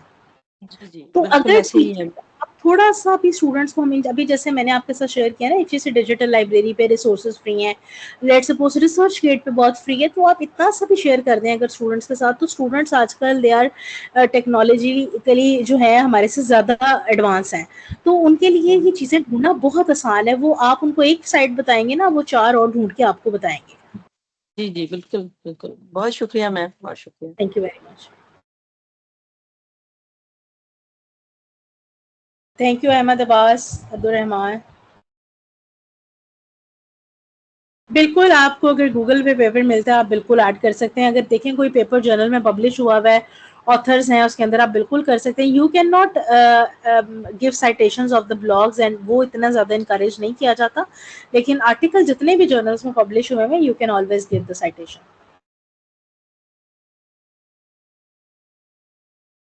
Thank you very much, Hamida Fatma, for sharing the link.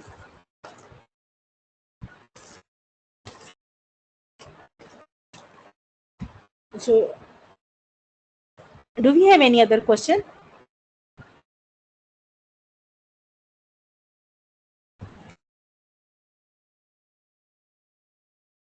जी हुमैरा, आपने हाथ खड़ा किया हुआ है. जी हुमैरा गुल, बताइए please. I can see your message in the chat box.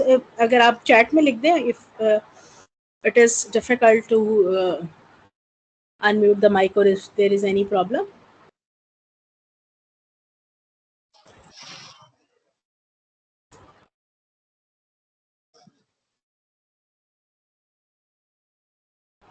Thank you Mohammad Umar. अच्छा, इसमें एक और पॉइंट भी मैं आपके साथ शेयर करूंगी. Always encourage your students to bring the indigenous literature review. Indigenous literature होता है जो आपकी अपनी कंट्री का लिटरेचर है. हमारे बच्चे सारा नेट से मटेरियल ले आते हैं और उसके बाद जो पाकिस्तानी लिटरेचर होता है वो यूजुअली कम होता है. तो ऑलवेज इनकरेज देम. जी शफीका बेगम, आपने हाथ खड़ा किया है, प्लीज.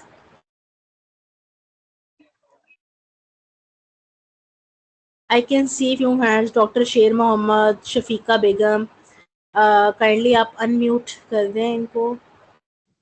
जी अस्सलाम वालेकुम. जी वालेकुम अस्सलाम. जी डॉक्टर शेर मोहम्मद बात कर रहा हूँ. जी वाले जो अभी आपने बात की, मेरे ख्याल में ये एक बहुत बड़ा इशू है इस वक्त ना, कि ज़्यादातर रिसर्चर भी यही करते हैं और स्टूडेंट भी यही करते हैं कि because we find something on the internet, और वो मोस्टली जो है इंडिजिनस लिटरेचर नहीं होता.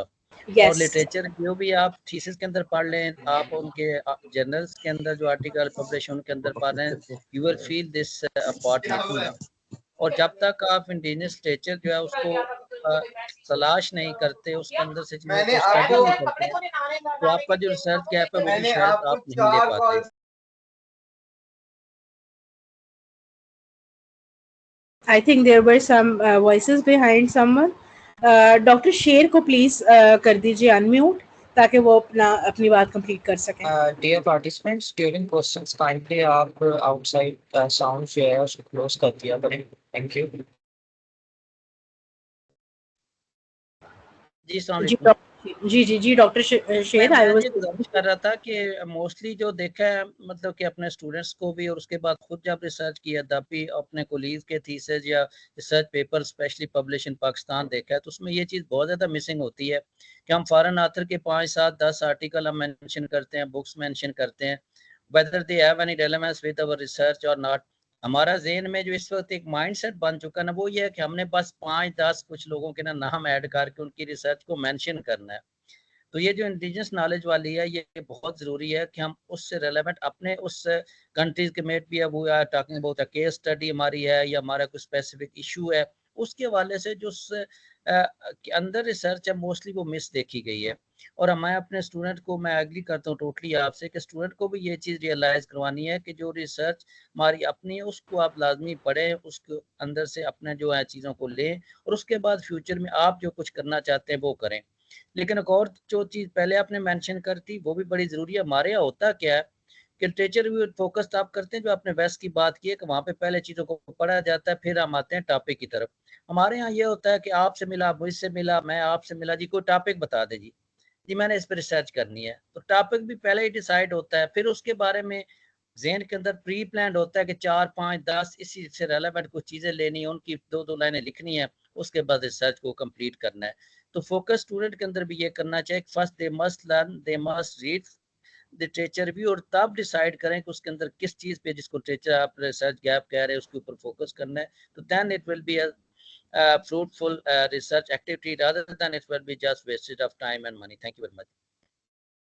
वेरी गुड डॉक्टर शेर, वेरी राइट पॉइंट्स. और बिल्कुल मैं एग्री करती हूँ इस चीज़ से कि हमारे यहाँ जनरल ट्रेंड ये है कि हम टॉपिक उससे पूछ लेते हैं, उससे पूछ लेते हैं और उसके बाद बस हम एक टॉपिक बना लेते हैं. आई रिमेम्बर मेरी सुपरवाइजर कहती होती थी कि पाकिस्तान में स्केल पहले ढूंढ लेता है स्टूडेंट और उसको देखकर टॉपिक बना लेता है. तो लिटरेचर रिव्यू हम नहीं पढ़ते, तो we should as a teacher we should encourage our students के पहले लिटरेचर रिव्यू पढ़ें, उसमें से आप एक साउंड बैकग्राउंड निकालें एंड देन आप उसके फाइनली डिसाइड करें कि what would be the final topic of your research. And then जो इंडिजिनस लिटरेचर की बात है, बिल्कुल इंडिजिनस लिटरेचर का हमें पंजाब यूनिवर्सिटी में आई स्टिल रिमेंबर कि हमें एक अलग से सेक्शन बनवाया जाता था स्पेशली, और इसलिए बनवाया जाता था कि स्टूडेंट जब हम सेक्शन नहीं बनवाते तो बच्चे मिस कर जाते हैं चीज़ों को। तो इंडिजिनस लिटरेचर जो है वो तो ऐड करना इसलिए भी बहुत ज़रूरी है कि आपके अपने कुछ कल्चरल स्पेसिफिक टॉपिक होते हैं, आप गोरों के साथ उनको रिलेट कर ही नहीं सकते। फॉर एग्जाम्पल मैं आपको छोटी सी एग्जाम्पल देती हूँ, आप सब रिलेट कर पाएंगे क्योंकि मेरा ख्याल आप में से मोस्टली पेरेंट्स होंगे। हमारा पेरेंटिंग स्टाइल एक वेरिएबल है, बड़ा कॉमन है, जनरल सबके लिए, मैं इसलिए इसका नाम ले रही हूँ। पेरेंटिंग स्टाइल क्या है कि आप किस तरह से अपने बच्चों को जो है अपब्रिंगिंग करते हैं उनकी। अब हम क्या करते हैं कि जब हम पेरेंटिंग स्टाइल पर रिसर्च करते हैं तो हम बाहर की कंट्रीज के रिसर्चेस डालते हैं और बाहर की कंट्रीज के स्केल यूज करते हैं और कहते हैं हमने रिसर्च कर लिया। लेकिन क्या पाकिस्तान के पेरेंटिंग स्टाइल बाहर की पेरेंटिंग स्टाइल की जैसे है? हमारे यहाँ तो देखें, बाहर जब बच्चा 18 साल का होता है तो उसके बाद वो इंडिपेंडेंट होता है, वो जो है उसको घर से वो चला जाता है, वो अपना अर्न करता है, कमाता है। हमारे यहाँ तो अगर कोई 30 इयर्स का भी है, पेरेंट्स अलाइव है, तो वो बच्चा ही है। तो हमारे पेरेंटिंग स्टाइल तो टोटली डिफरेंट है। We are over protective parents, इतने ओवर प्रोटेक्टिव पेरेंट्स हैं हमारे, तो 30 इयर्स के बच्चे को भी प्रोटेक्ट करते हैं। हमारे यहाँ तो कमरे बच्चों के बहुत कम होता है कि लैदा हो, अनलेस क्या बड़े रिच है। तो ये सारे फिनोमेना जब तक हम खुद से नहीं अपना लिटरेचर ऐड नहीं करेंगे, how can we relate with the foreign literature? Yes, they are important too, कि आप फॉरेन लिटरेचर का भी कंपैरिजन करें, बट अनलेस आप जब तक इंडिजिनस लिटरेचर नहीं लिखेंगे, you can not make a difference in your research. And I remember when I was in Europe for my PhD, तो वहाँ पे एक वर्कशॉप थी और मैं वहाँ पे कोई अपना आर्टिकल मैंने शेयर किया, वर्कशॉप हो रही थी, तो उन्होंने मुझे कहा, that was on nuclear and joint family system. So APA का डायरेक्टर आया हुआ था, अमेरिकन साइकोलॉजिकल एसोसिएशन, यहाँ पे कुछ लोग जानते होंगे। तो ही सेड कि why you even need to write a single foreign research, क्योंकि ये जो फिनोमिना है this is exactly based on Pakistan joint family and nuclear family, तो you need to write the researches from Pakistan only and or from those cultures where this phenomena exists. You don't need to write the researches from USA, UK and all that, वो तो आपका relevant ही नहीं है। तो हमें इस चीज़ पे हमें बड़ा फोकस करने की ज़रूरत है। तो thank you very much doctor शेर। अच्छा, यहाँ पे हुमैरा गुल ने एक लिखा हुआ है मैसेज कि it is our general practice to decide the topic, do work and then review the literature. You said first review the literature, then select the topic. How is it possible, as there is a vast literature, if you don't have the topic, how can and what could be the review? अच्छा चले, यहाँ पे मैं एक थोड़ी सी आपकी confusion clear कर दूँ. There is a difference between the topic, title and area. Topic का मतलब हरगिज़ ये नहीं है कि आपके जहन में कोई भी टॉपिक ना और आप लिटरेचर रिव्यू पढ़ना शुरू कर दें। You first select your area. For example, मेरा इंटरेस्ट है, अगर मैं रिसर्च करना चाहती हूँ गेमिंग एडिक्शन पे, लेट्स सपोज, या मैं डिप्रेशन पे रिसर्च करना चाहती हूँ, that is the broader area you will definitely choose first, but then you will read the literature on that area और आप उसमें से गैप्स को आइडेंटिफाई करेंगे कि इस एरिया में किस किस एरिया पे काम हुआ हुआ है, किस किस एरिया पे काम नहीं हुआ हुआ है। Then you will redesign your topic and you will make it the model of your research. It doesn't mean कि आप किसी भी टॉपिक के ऊपर लिटरेचर पढ़ते रहें. You have to select your area first, then you review the literature and then you will make title. There is a difference between the area and title. तो title की जो फाइनलाइजेशन है, that should be on the basis of the literature review. That was my point.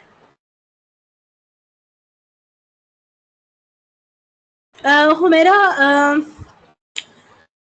मैं अब step e library affiliated colleges में install करने का procedure तो अभी मैं I can not definitely tell, क्योंकि इसके ऊपर I don't have any guideline, but definitely I can address this question somewhere और मैं इसके ऊपर I will get back to you. मैं अपना ईमेल आईडी लिख रही हूँ, मेरी प्रेजेंटेशन जो मैं भेजूंगी उसमें मेरा ईमेल आईडी लिखा होगा. You can always address me on my email address. कोई ऐसी क्यूरीज होंगी तो आप मुझे लिख दीजिएगा, I will get back to you on that, क्योंकि लाइब्रेरी को कॉलेज में इंस्टॉल करने के ऊपर मैं भी I can not give any statement. लेकिन ये मुझे पता है कि जो आप एफिलिएटेड कॉलेजेस है, फॉर एग्जांपल पंजाब यूनिवर्सिटी से या लाहौर कॉलेज से या और यूनिवर्सिटी से, they can take this facility.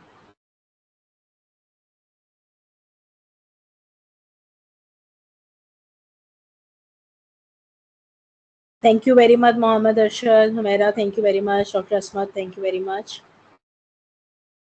Ji, do you have any other question? जी, I can see some hands.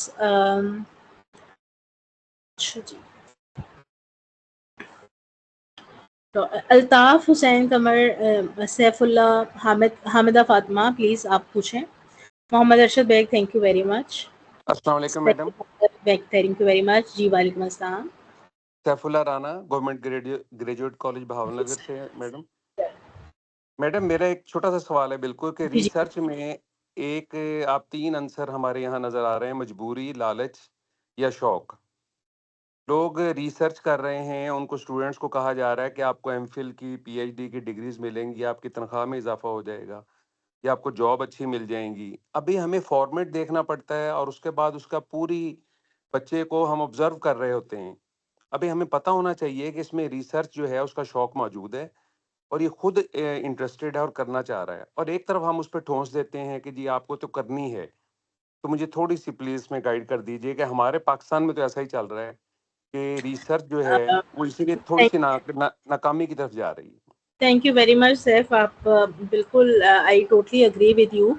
Actually हो ये रहा है कि कुछ टाइम पहले ऐसा होता था कि फॉर एग्जांपल एमएससी की डिग्री हो रही होती थी तो एंड पे देखा जाता था कि किस स्टूडेंट का रिसर्च में पोटेंशियल है और किसका इंटर्नशिप में, और उसको उस तरफ शिफ्ट किया जाता था. अभी एक रिसर्च की भागदौड़ लगी हुई है. अभी जैसे मैंने खुद भी आपको अभी कहा कि without research nobody can be successful. तो अभी एक नंबर गेम चल रही है. आप कितनी पब्लिकेशंस हैं, आपने इतनी रिसर्च प्रोजेक्ट्स किए हैं, सो वो नंबर गेम है. सो और अभी हमारे यहाँ ये हो रहा है कि हमारे हर प्राइवेट यूनिवर्सिटी के अंदर हर जगह पे हमने एमफिल शुरू कर दिए हैं, हमने पीएचडी शुरू कर दिए हैं. तो जब हमने हर जगह पे प्रोग्राम स्टार्ट कर दिए हैं ना, तो एक प्राइवेट यूनिवर्सिटी जो है स्पेशली, वो तो कभी भी आपको जो है वो ऐसा नहीं हो सकता कि वो नॉट सक्सेसफुल पीएचडी निकाल दे. सो इन एनी केस हमारे तो मोस्टली सुपरवाइजर्स भी ऐसे हैं जो कि खुद से जो है ना रिसर्च के टॉपिक्स भी दे देते हैं, सारा डिजाइन भी बना देते हैं, डेटा भी प्रोवाइड कर देते हैं. जी जी बिल्कुल ऐसे ही. तो ये तो एक नंबर गेम, और उसके ऊपर तो आप कोई है ही नहीं है ना. मैं उस पर बिल्कुल डिसएग्री नहीं करूंगी. ये तो बड़ी कॉमन प्रैक्टिस है और ये चल रही है. रिसर्च तो मार्केट में बिक भी रही है कि आप इतने का थीसिस ले लें, इतने का थीसिस ले लें. वो अनएथिकल प्रैक्टिसेस तो क्वेश्चन है मैडम मेरा. Always exist. वो तो बस ये हो सकता है कि हम अपने लेवल पे देखें कि हमने इस अनएथिकल प्रैक्टिसेस का पार्ट नहीं बनना. ये तो आप you can not stop them, क्योंकि आप, वो कहते हैं ना कि आप दूसरों को ठीक करने से पहले आपने खुद को ठीक करना है.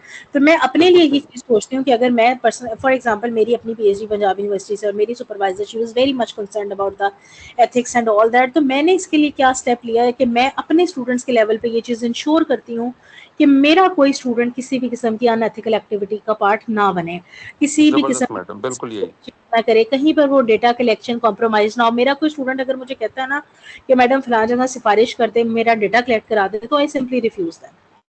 तो यहाँ पर हमने एज इंडिविजुअल स्टेप लेना है. वो जो पहले भी एक लेक्चर हो रहा था ना, तो उसमें कह रही थी कि किसी ने तो कतरा गिराना है ना, वो हमने खुद स्टेप लेना है और अपने लेवल के ऊपर हमने एक्शन करनी है.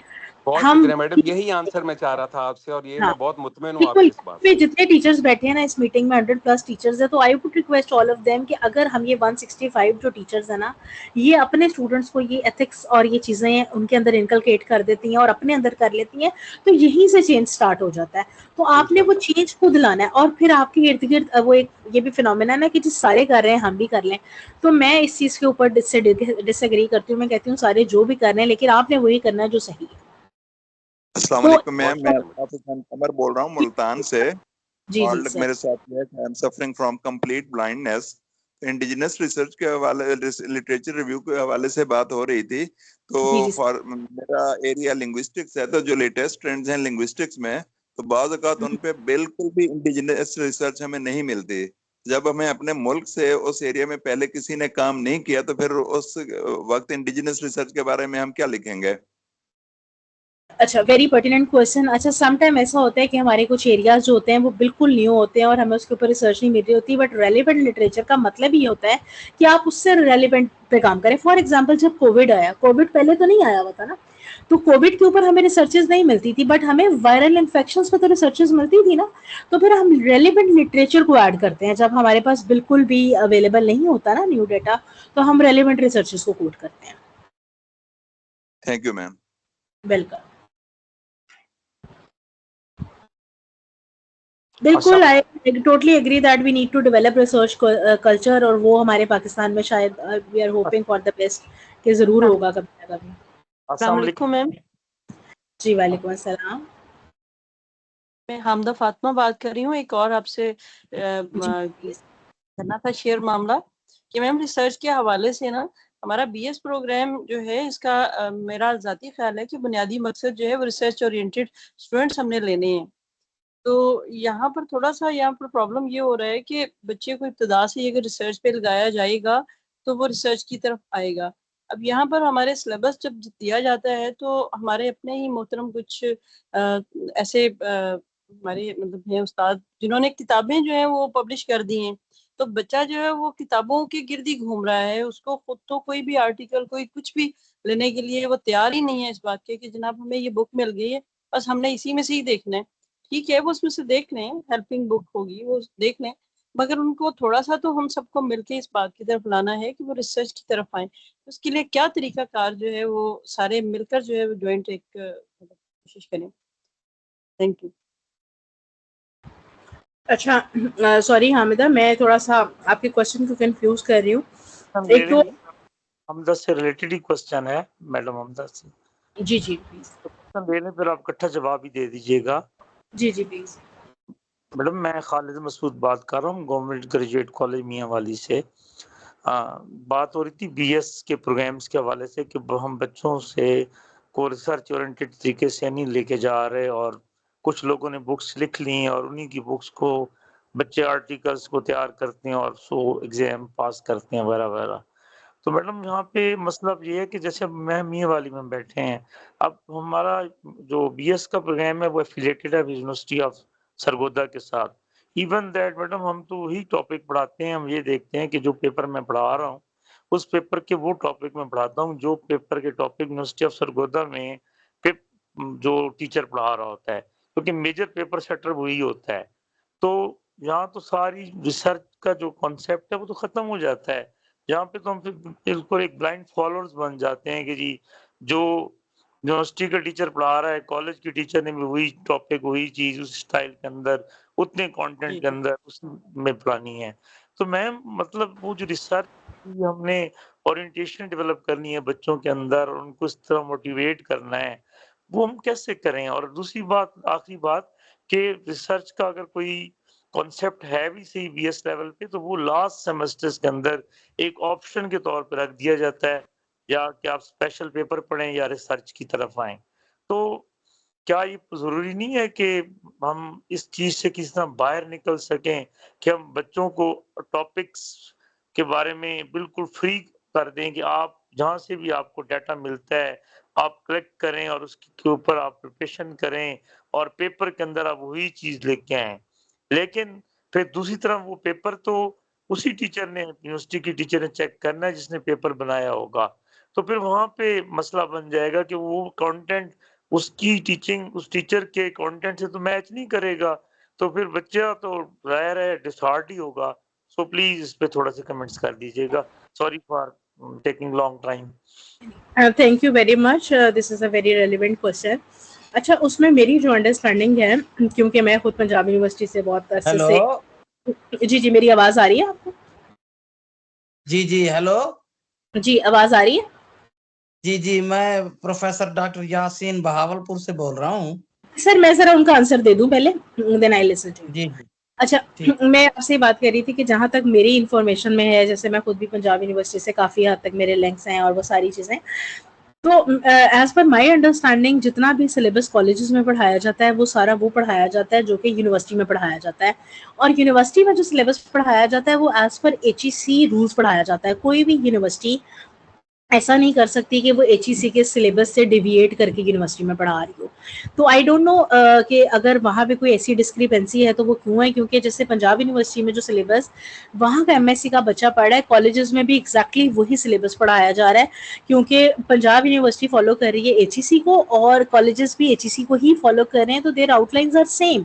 आई don't know why if there is any difference, तो what is the reason of that. And secondly, हमारे पंजाब यूनिवर्सिटी में तो ज़्यादातर यही रिकमेंड किया जाता है और कॉलेजेस में भी बाकी में, कि जब आप बीएस लेवल के बच्चे को पढ़ा रहे हैं तो हम तो लोकल बुक्स को रिकमेंड ही नहीं करते।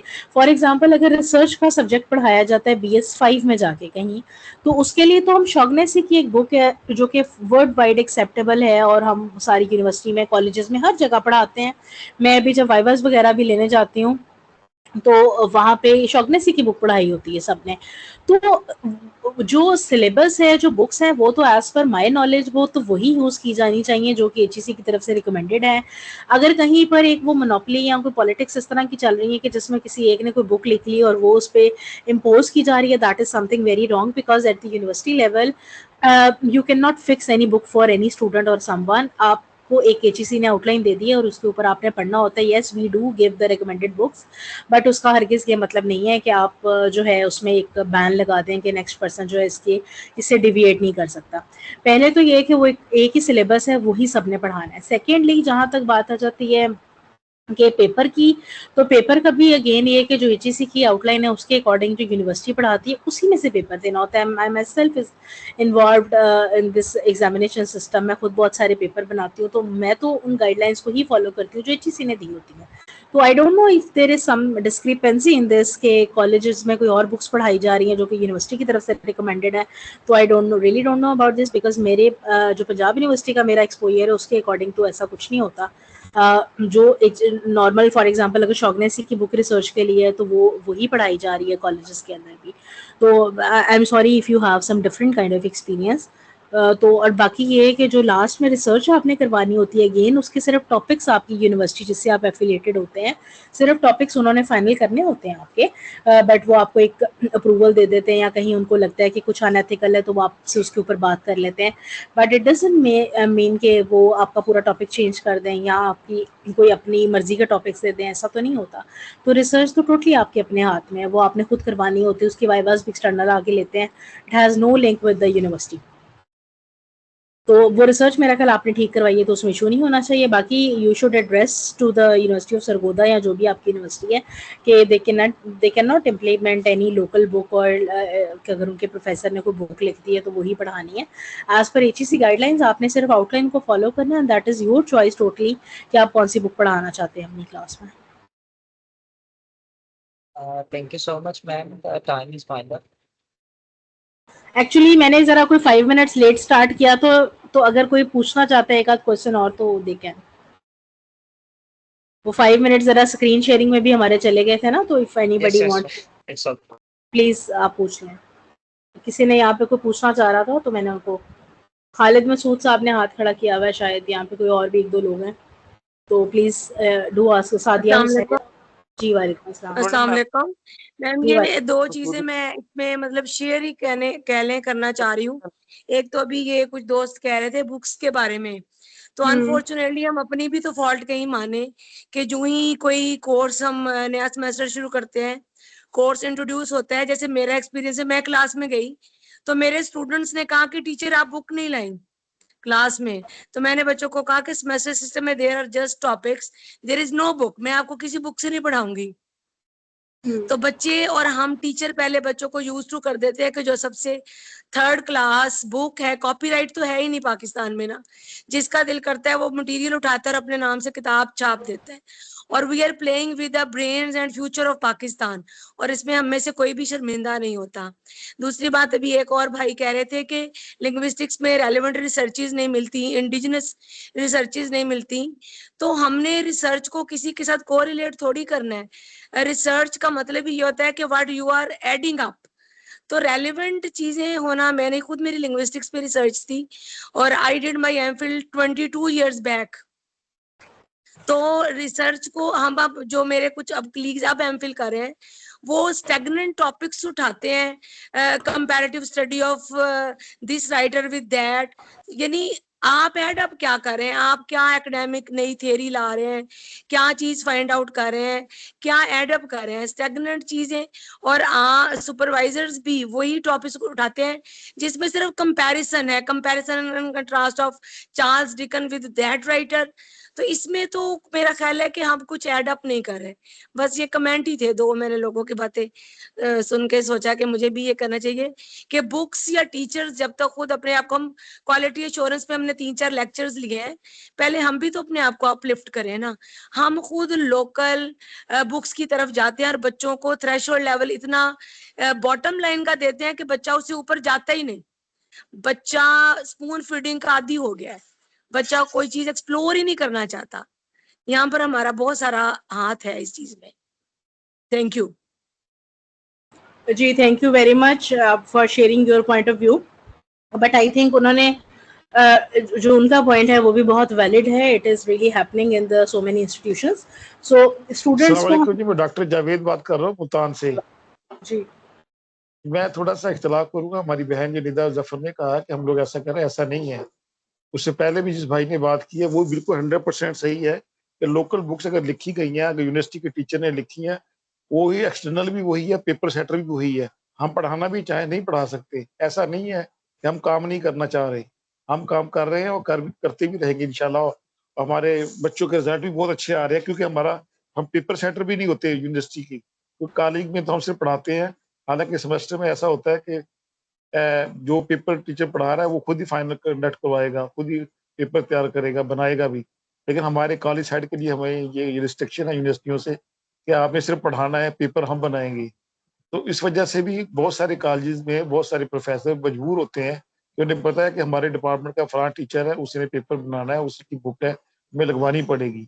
और अल्हम्दुलिल्लाह हमारे बच्चों के रिजल्ट यूनिवर्सिटी की निस्बत बहुत अच्छे आ रहे हैं। अभी ये पीपीएससी का रिजल्ट निकाल के देख लें, हमारे कॉलेज के बहुत सारे बच्चे, लेक्चरर्स, बच्चे बच्चियां जो हमारी बेटियां हैं वो सिलेक्ट हुई हैं। Because time is short, but इसमें मैं एक पॉइंट ऑफ व्यू जरूर दूंगी कि वो जो आप बात कर रहे हैं ना कि क्योंकि हमारे पेपर वहां से बनने होते हैं तो इसलिए हम बुक अलाउ कर देते हैं। That is the problem actually कि हम स्टूडेंट्स को बॉक्स में बंद कर देते हैं और हम कहते हैं कि इस टीचर ने पेपर बनाना है तो हम इसी की बुक पढ़ेंगे। But that should not be the case at the BS level. आप जरूर पढ़ें उस बुक को, कोई आपको उस पर रिस्ट्रिक्शन नहीं है। आप लोकल बुक जरूर पढ़ें, बट अनलेस आप कोई एडवांस बुक्स नहीं पढ़ते, आप फॉरेन बुक्स नहीं पढ़ते, यू कैन नॉट एक्सेल। और यहाँ पर तो आप अभी कम्पीट कर जाएंगे, बट कल को आप जब इंटरनेशनल लेवल पे जाएंगे तो अगर आप सिर्फ एक लोकल बुक पढ़ के जाएंगे ना, तो आई एम सॉरी, आपके पास वो डेप्थ ऑफ इंफॉर्मेशन ही नहीं होगी। You will not be able to compete with other. के ये जो हमारे यूनिवर्सिटी में टीचर बैठे हैं, एग्जैक्टली अल्लाह मैम, माफी यही दे, कोई मेरा ऐसी बुरी पॉइंट था। बात नहीं है। वो भी बहुत अच्छा लिख रहे हैं, अच्छा एग्जैक्टली पढ़ा है, मैं उनका भी भी बहुत यही, नॉलेज मैं है। ये नहीं कह रही मेरे भाई, मेरी बात सुने, मैं ये बिल्कुल नहीं कह रही कि वो बुक्स, बहुत सारे हमारे ऐसे भाई साथी हैं जो बहुत अच्छा लिखते हैं, लेकिन वो बुक्स, वही बात है कि बॉक्स में बंद कर दिया आपने, बच्चों को थ्रेशोल्ड लेवल इतना नीचा दिया कि बच्चा उससे ऊपर जा नहीं रहा। मार्केट में जाके वो क्या करेगा? हम बच्चों को थोड़ा टफर देंगे लेवल, तो बच्चे हार्ड वर्क करेंगे। Please madam, let me conclude it. यहाँ पे कोई भी ऐसी बात नहीं है कि कोई अच्छा नहीं लिखता या बुरा नहीं लिखता। तो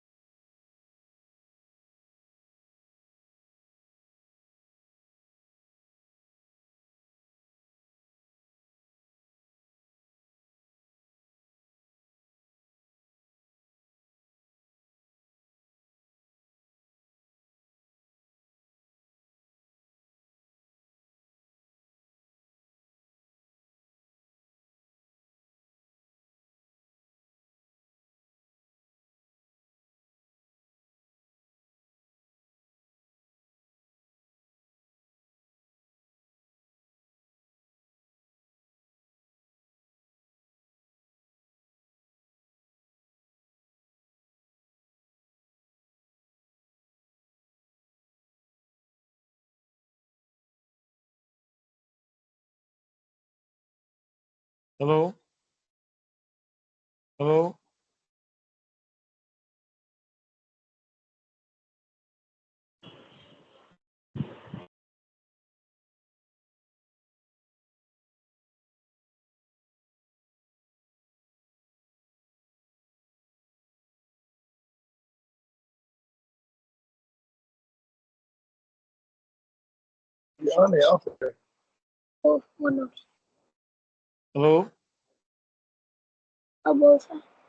हेलो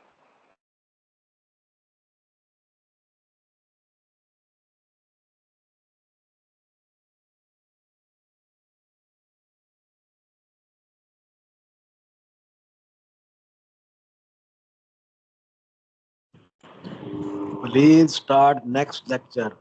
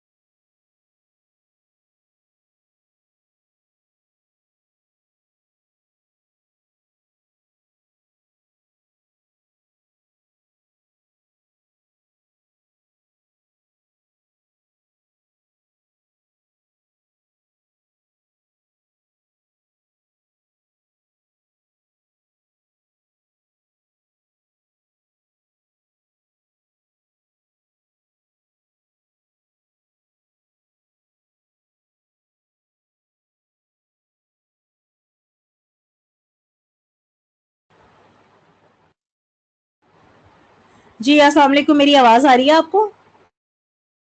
यस यस मैम।